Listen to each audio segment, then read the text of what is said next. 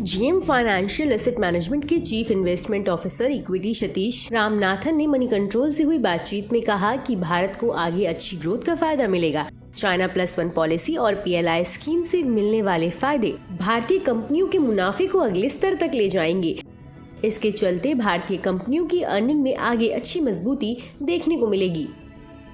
इस बातचीत में उन्होंने आगे कहा कि घरेलू मांग और सरकार के खर्च में बढ़ोतरी देखने को मिल रही है। इसको ध्यान में रखते हुए अनुमान है कि खपत और निवेश के ये दोनों इंजन वर्तमान ग्लोबल वोलेटिलिटी में भी भारतीय बाजार की नैया पार करते नजर आएंगे। बताते चलें कि सतीश रामनाथन को कैपिटल मार्केट का 3 दशकों से ज्यादा का अनुभव है। निवेश के नजरिए से ये इंडस्ट्रियल घरेलू खपत पर आधारित कंपनियां फाइनेंशियल और एक्सपोर्ट पर आधारित कंपनियों पर बुलिश हैं। बाजार पर बात करते हुए उन्होंने कहा कि भारतीय इक्विटी मार्केट इस समय कंसोलिडेशन के दौर से गुजर रहा है। ये स्थिति अभी कुछ और समय तक बनी रहेगी। FPIs काफी सतर्क नजर आ रहे हैं। ग्लोबल इंटरेस्ट रेट में बढ़ोतरी को ध्यान में रखते हुए FPI चौकन्ने हैं। ऐसे में भारतीय बाजार इस समय सिर्फ घरेलू पैसे के दम पर चल रहा है। वर्तमान जियोपॉलिटिकल तनाव के चलते एनर्जी सेक्टर में काफी उतार चढ़ाव देखने को मिल रहा है, जो भारत के बाजार और इकोनॉमी दोनों के लिए बड़ी चुनौती है।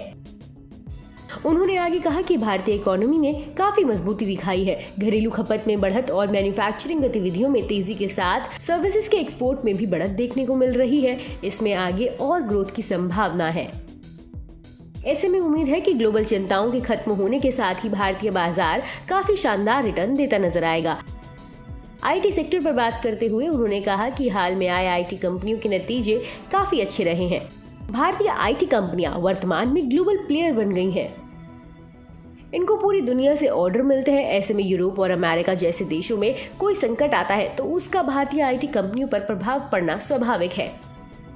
IT कंपनियों में कहां निवेश करें, इस सवाल का जवाब देते हुए उन्होंने कहा कि लार्ज कैप IT कंपनियां निवेश के लिहाज से काफी बेहतर हैं। इन कंपनियों का कारोबार ज्यादा बेहतर तरीके से डाइवर्सिफाइड है और लागत नियंत्रण में भी इन्होंने ज्यादा बेहतर प्रदर्शन किया है।